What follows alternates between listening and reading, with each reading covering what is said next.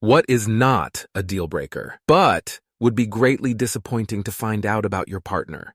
Story 1. My dad hates movies with subtitles. My mom is a foreign film buff. She has been trying to change him for decades. And while he'll sit through and sometimes even enjoy them on occasion, he'll still groan anytime she suggests a movie with subtitles.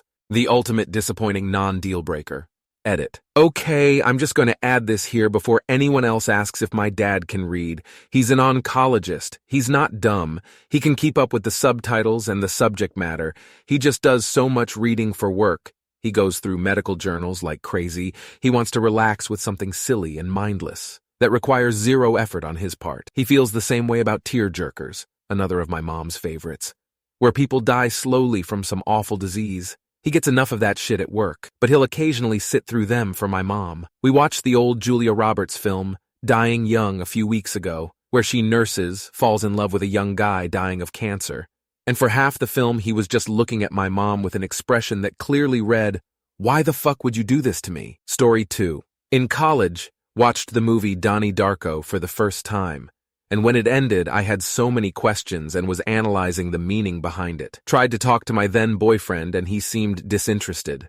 Finally, after a half hour, he says, "Can you please stop talking about it? It's just a movie. You're just supposed to enjoy it, not analyze it." Not a deal breaker, but a huge disappointment. Story 3. When there's things they used to do with an ex but aren't interested in anymore. For example, I had an ex whose ex used to force them to do couples costumes at Halloween, etc.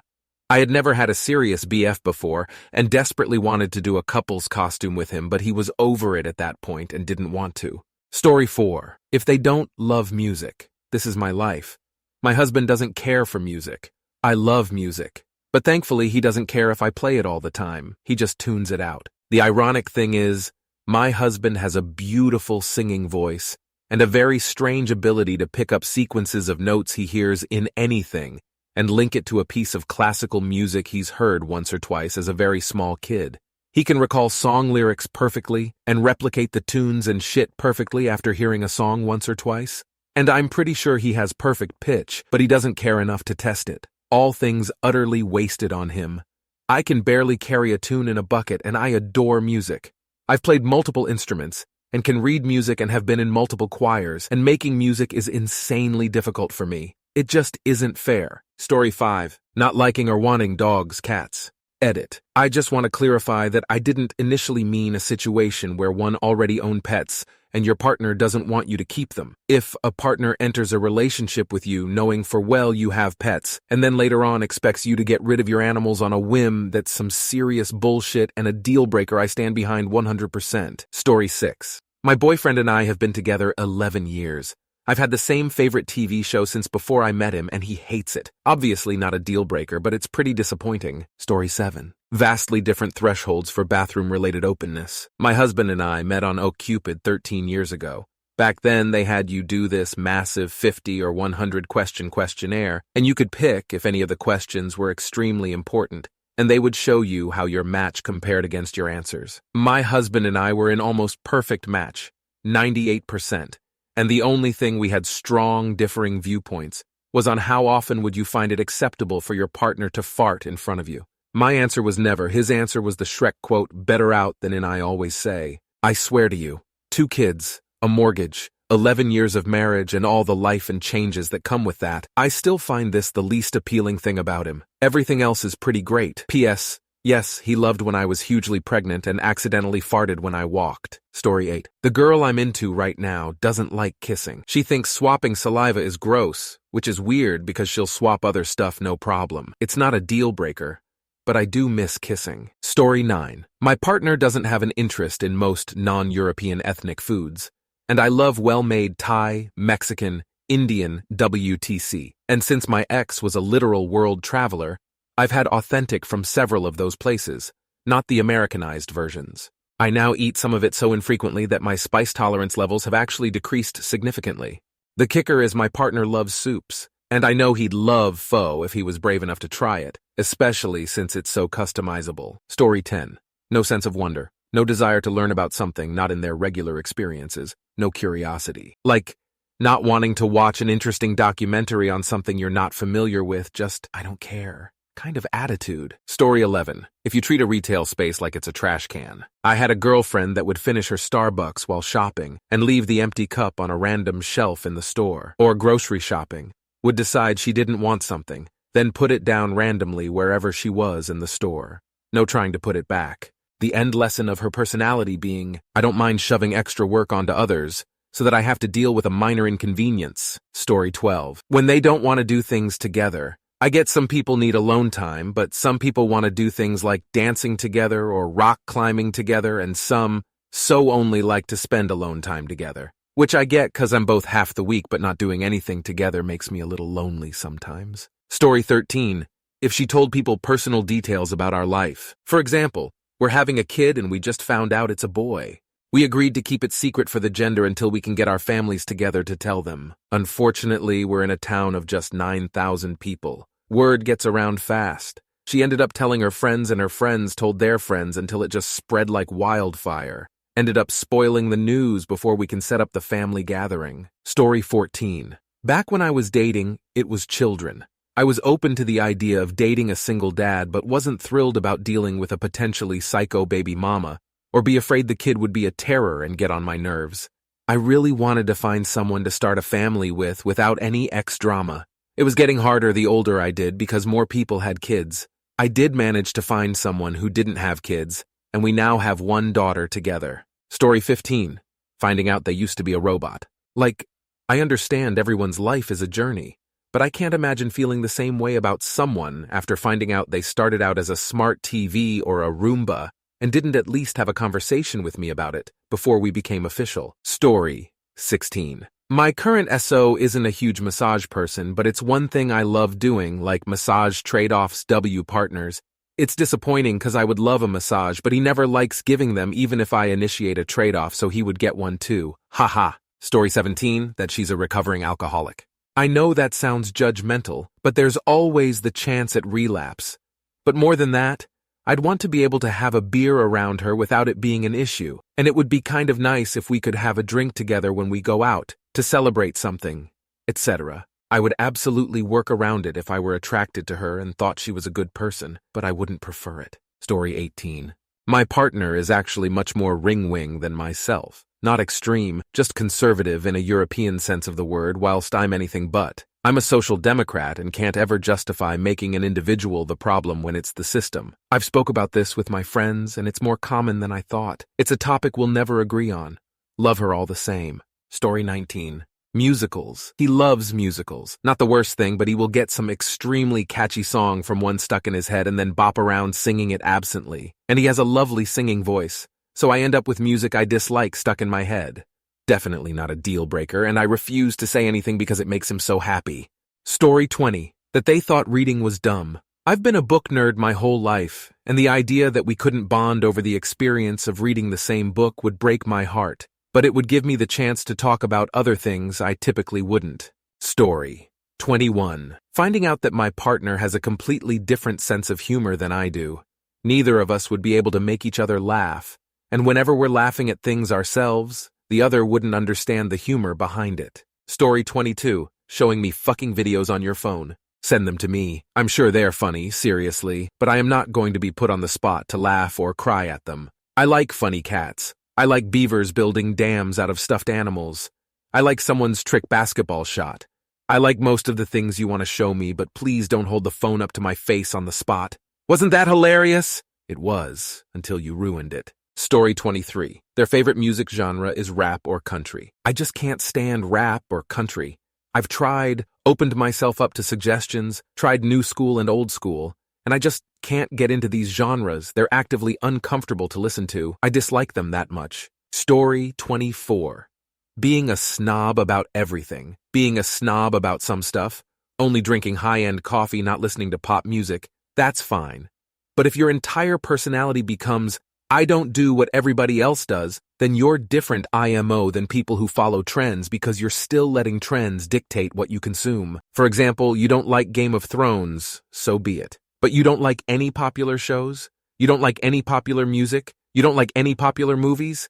Not a deal breaker, but annoying. Story 25. Finding out they've never watched a single episode of Friends. I mean, it's not a deal breaker, but it's like discovering they've been living in a pop culture black hole where Ross and Rachel are just names that sound like they belong in a biology textbook. It's a sitcom-sized disappointment, leaving you wondering if they've ever experienced the joy of shouting pivot while moving furniture. Story 26. Aspiring Disney adult who is not on the side of the villains and is cringe. I've never visited any Disney park. Didn't grow up watching the Disney classics either.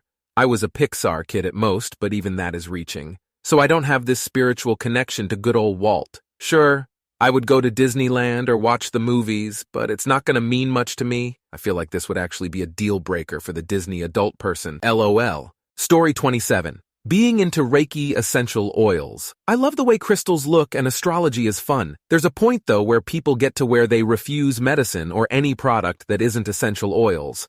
I'm on antidepressants and I do not want to hear that I should just use rosemary oil for a hereditary condition.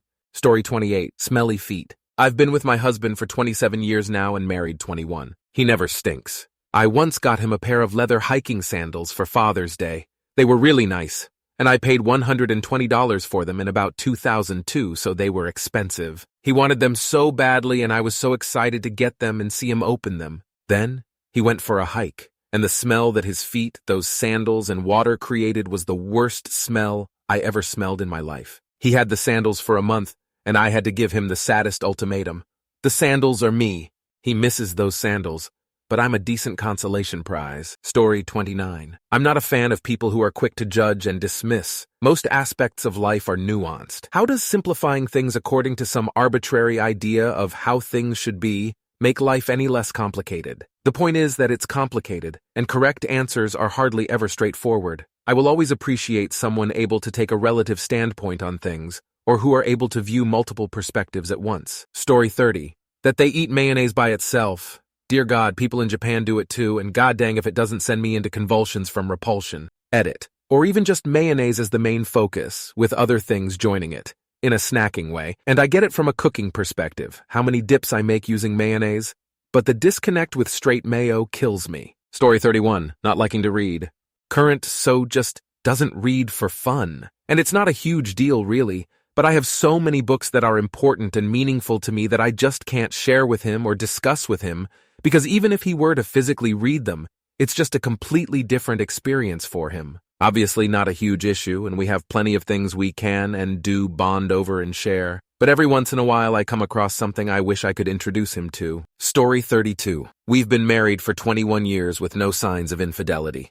If I found out she was a sex worker before we were married, it would be greatly disappointing, but I wouldn't divorce her. We have 3 kids together, and again, no signs of infidelity for 21 years. If we were newly married and didn't have kids, I would probably divorce her though. Story 33. If they genuine dislike an interest of mine, if she is like, sports are stupid, how can men watch that? I can get past that, especially if there are things she likes I might find dumb, but I would like to spend time with her watching a football game or watching a movie genre we both like. The deal breaker will come in if she really starts shaming me for things. Story 34. Tattoos. I know they're popular and meaningful to people, and it's none of my business what you do to your body, but I don't like them. I went on a date with a lovely woman on Sunday. At one point, her sleeve lifted in a way that showed the bottom of a tattoo, and it disappointed me a little. Not a deal breaker. I just prefer clean, clear skin. Story 35. My wonderful, incredibly generous, funny, kind, and successful husband of more than 30 years, who is otherwise helpful in almost all situations, hides out, so he doesn't have to clean up or do dishes after holiday meals, even at other people's houses. Story 36. Untreated ADHD, my ex would forget to take his medicine every now and then, and I couldn't stand the constant movement, talking, bugging, etc. It's not quirky, it's exhausting. We would watch a movie and he would be compelled to talk the entire way through it. At first I tried to entertain it, but it drove me nuts after 6 months. As soon as we finishes watching Blade Runner, he's immediately in my face asking me what I thought. Road trips? Forget listening to music. He can't concentrate, and comfortable silences are also out of the question. A discussion about the redwoods is more important. I felt like if we'd moved in together, I'd be avoiding him throughout the day for some peace and quiet. Story 37. I once dated someone who didn't like movies. He just didn't have the attention span for them. Me personally, I love movies. I went to film school and still do some professional shooting and editing. This wasn't our overall deal breaker, but it was so disappointing for me. Story 38. Not being a dog lover. I don't think I've gone more than 5 months without one in my entire life, only because my last dog passed and I had to give myself enough time to mourn and find another one that I knew was right for my home. I can understand if one's schedule does not allow for it, but that's one of the few reasons I'll accept. Story 39. Oh, here's one that happened. We were at a hotel and husband didn't like their coffee, so he walked to the coffee shop next door. On the way out, he checked out the continental breakfast and told me they had things I liked. Great. Turns out the hotel only had a banana, and the place he went to had muffins and breakfast sandwiches, so he got himself coffee and a sandwich, and didn't buy me anything. He knew I would prefer a muffin to a banana. I mean, what kind of psychopath lies to his wife about there being something to eat, and then buys himself something to eat elsewhere? He says he wasn't thinking. I've only halfway forgiven him for that one. Edit. Since I'm being downvoted, I love my husband to death. This was just a funny, mildly infuriating story. It's really not that serious. Story 40. I hate to say this, but I'm living it. Right before we got married, my father-in-law was arrested for CP. He was a CNY lawyer. Cringe. He claimed he never actually did anything to anyone and he went to prison. I hate that I'm related to that now, but my husband is nothing like his father, and his father doesn't have any bearing on how much his son means to me. Story 41. That they had cheated on someone in the past. I guess this more depends on where in the relationship we are currently. If we are just starting out, then I would probably break up. If I'm already heavily invested in the relationship or in love, then I couldn't break up with them over that. But I would be really, really disappointed in them. Story 42. My husband doesn't like curry. Not like a specific type of curry or anything, but curry in general. I've tried it all: Indian, Japanese, Thai, Cambodian, and more. Plus all sorts of variations of curry within each of those overarching cuisines, only to be met with a shrug and, I just don't really like curry, sorry. Luckily, he'll eat it. It's not like a hard no, but when we're picking takeout, we very rarely venture into the cuisines I really want because they're so curry heavy. I knew this and still married him, but I really do hate it. Story 43. This might be controversial, but if they had previously cheated on a partner, I actually did cheat on a partner when I was way younger. Definitely not my proudest moment, but I've learned from it. I know there's a huge amount of judgment on that and beliefs like once a cheater, always a cheater. With the perspective I have, I feel like as long as the person is regretful over it and has moved on from it, I might not judge them as harshly as most people would. It really wouldn't be a deal breaker for me, as long as my history isn't one for them. Story 44. Honestly, wanting marriage. There are a lot of divorces and baggage in my family that really affected me growing up. So my line of thinking has always generally been that if someone wants to get married, I'm either not the person for them, or I'd have to like them a lot, or there would have to be other practical legal factors, health insurance, taxes, residency, etc.